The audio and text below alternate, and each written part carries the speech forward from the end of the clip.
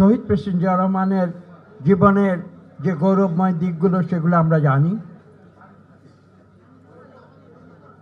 কিন্তু তার কয়েকটি বৈশিষ্ট্য যার সম্বন্ধে আজকের নতুন প্রজন্ম হয়তো অবহিত নয়, আমি সেই সম্বন্ধে দু একটি কথা বলব।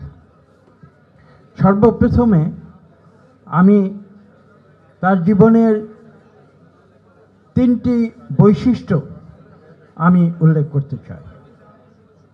প্রথমটি হচ্ছে শৃঙ্খলা।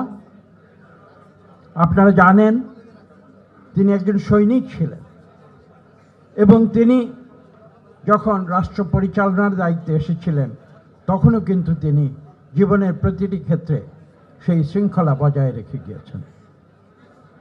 কেন সেটা আপনারা জানেন, কারণ তিনি বিশ্বাস করতেন যে একটি জাতিকে যদি পুনর্গঠন করতে হয় তাহলে শৃঙ্খলা ব্যতিরেকে সেটা সম্ভব নয়।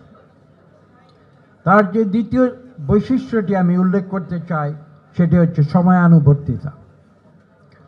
আমি একটি গল্প দিয়ে এ সম্বন্ধে আপনাদের সামনে অবহিত করব। সেটা হচ্ছে এই যে তিনি যখন প্রেসিডেন্টের দায়িত্বে ছিলেন এমনি একটি সভায় তিনি গিয়েছিলেন, আলোচনা সভা, সেমিনারে, এবং তিনি সেমিনারে যখন উপস্থিত হলেন সঠিক সময়ে তখন দেখলেন আয়োজকবৃন্দের কয়েকজন লোক ছাড়া উপস্থিত মাত্র কয়েকজন রয়েছে, পুরো হল খালি। আপনারা শুনলে অবাক হয়ে যাবেন, শহীদ প্রেসিডেন্ট জিয়া রহমান নির্দেশ দিয়েছিলেন যে আপনারা সেমিনারটি শুরু করুন। তো অনেকে এসে বোঝাতে চেষ্টা করেছিল যে লোকজন চলে আসবে, আমরা কয়েক মিনিট অপেক্ষা করি। তিনি অপেক্ষা করেননি, তিনি সেখানে অনুষ্ঠানটি করে তার বক্তব্য দিয়ে তিনি তার কাজে ফিরে গিয়েছেন। এটা ছিল তার সময়ানুবর্তিতা। এবং সর্বশেষ আমি যে বিষয়টি উল্লেখ করতে চাই সেটি হচ্ছে তার জীবনের একটি বিষয়, তা হচ্ছে আত্মবিশ্বাস।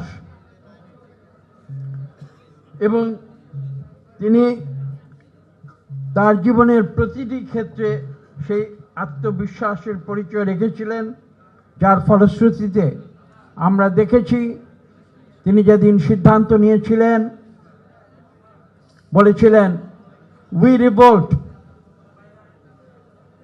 তার সেই আত্মবিশ্বাস অনেকে তাকে বলতে চেষ্টা করেছিল একটি শক্তিশালী সামরিক বাহিনী। তখন ৭১ সালে পাকিস্তান, তার বিরুদ্ধে আপনি কিভাবে বিদ্রোহ ঘোষণা করবেন? তিনি বলেছিলেন যে আমি বিশ্বাস করি আমি অন্যায়ের বিরুদ্ধে প্রতিবাদ করে আমি বিদ্রোহ করব এবং আমরা জয়ী হব। তিনি জয়ী হয়েছিলেন।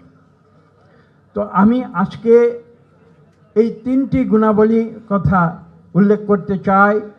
আমি বিশ্বাস করি জাতির এই ক্রান্তি লগ্নে আমরা শহীদ প্রেসিডেন্ট জিয়া রহমানের অনুসারী হিসেবে আমরা যখন এই দেশকে পুনর্গঠনের দায়িত্বে এসেছি, আমি এখানে বিশেষ করে উল্লেখ করব, আপনাদের মনে আছে তার আকস্মিক তিরোধানের পরে দেশনেত্রী বেগম খালেদা জিয়া এসেছিলেন, গৃহবধূ থেকে রাজপথে নেমেছিলেন, অন্যায়ের বিরুদ্ধে প্রতিবাদ করেছিলেন, সামরিক শাসকের বিরুদ্ধে প্রতিবাদ করেছিলেন, রাজপথে সংগ্রাম করেছিলেন এবং দীর্ঘ ৮ বছর রাজপথে থেকে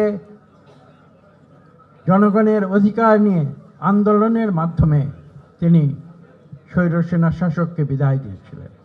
ঠিক তেমনিভাবে তার পরবর্তীতে আপনারা দেখেছেন তার শহীদ প্রেসিডেন্ট জিয়া রহমানের উত্তরসূরি বেগম খালেদা জিয়ার উত্তরসূরি জনাব তারেক রহমান দীর্ঘ ১৭ বছর বিদেশি নির্বাসিত থেকে আমাদের সংগঠিত করেছেন এবং আমরা স্বৈরাচারী আওয়ামী লীগের বিরুদ্ধে সংগ্রাম করেছি। সেই সংগ্রামে তিনি দিক নির্দেশনা দিয়েছেন এবং সর্বশেষ ছাত্র জনতার বিপ্লবের মাধ্যমে আমরা এদেশ থেকে স্বৈরাচার দূর করেছি জনাব তারেক রহমানের নেতৃত্বে।